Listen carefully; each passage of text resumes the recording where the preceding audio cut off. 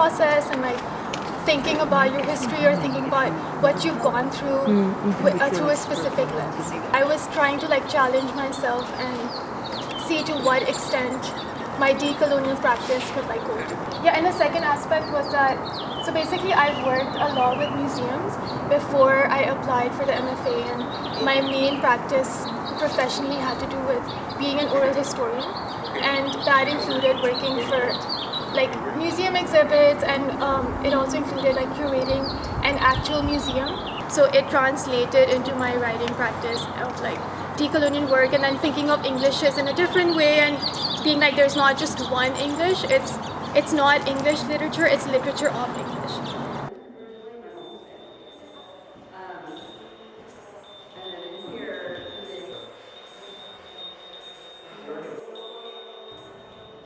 The acrylic one, like I'm hitting myself really hard, you know, like I had experience of when I was frustrated with myself, I hit myself with fists, you know, and I kind of incorporated that into, well, I can make a painting with that, but you know, with sponge and soaked in pigment, you know, so I don't hurt myself, and in the process making a piece of art or making a painting.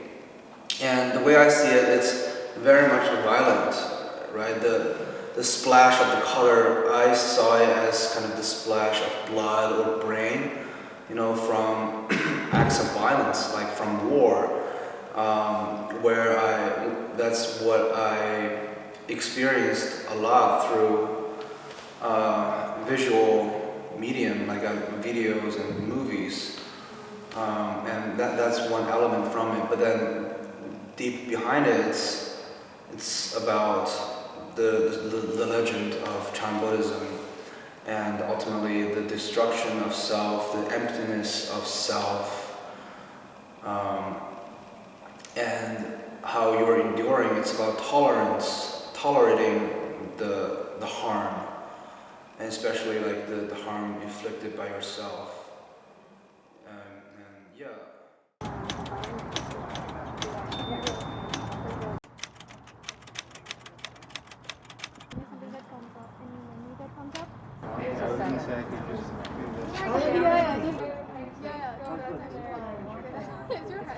And then you like leave it. I mean, it's like double. I really like her ideas. I already have the basic work to do. I think I could.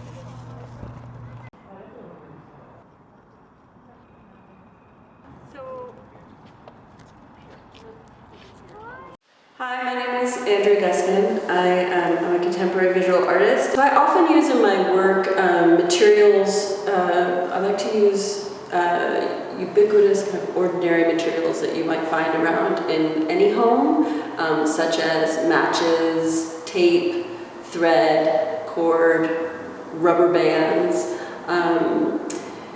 In one of the pieces in the show, which was actually formed in my husband's country of Trinidad, it was like became a mix of objects that were found that I brought with me from the States and objects in Trinidad. But again, like I like to use pieces that most people would have available in their house, and also with a particular fascination in tools for mending. String, thread, cord, and tape.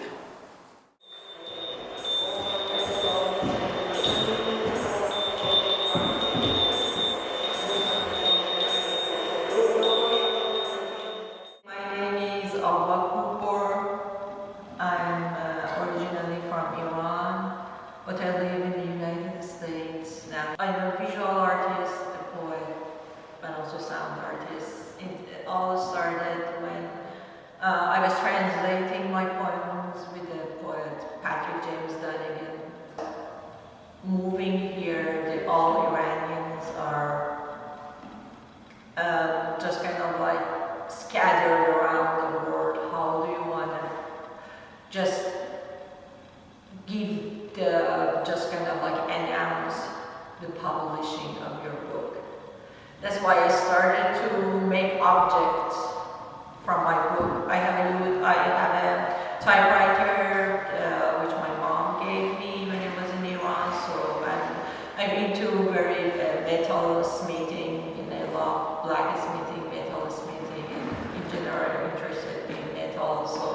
I started using copper sheets that I brought also from Iran, and then type it with a type machine, and then just kind of like a copper sheet. And then just kind of for me was this very ritualistic practice that you were typing it, patinate it, and then just leave it to just kind of bring it into life. And then instead of publishing a book, why not having a garden of book? And then they're like a mirage, you can never read them. We started to make a performance. They just like with the recorded sound of me reciting the poems and my interaction with the objects. The material itself is the result, is the form by itself. I don't need to do anything. It's just kind of like being in a luggage, bringing from Iran. It made all these folding and also wrinkles that by light you can just bring those out, and it's by itself is a piece that I don't need to do anything to it. It seems finished. Okay, thank you for coming, and this is the final lecture event for Decentering the Archive. So the way we've kind of framed this discussion is that I have a background and experience in the museum world, in the archive, and the formal institutional world, and can speak to that perspective on how museums, libraries, archives, galleries manage indigenous collections, including specifically California basketry. But Alice is actually a coordinator surveying, and should we be doing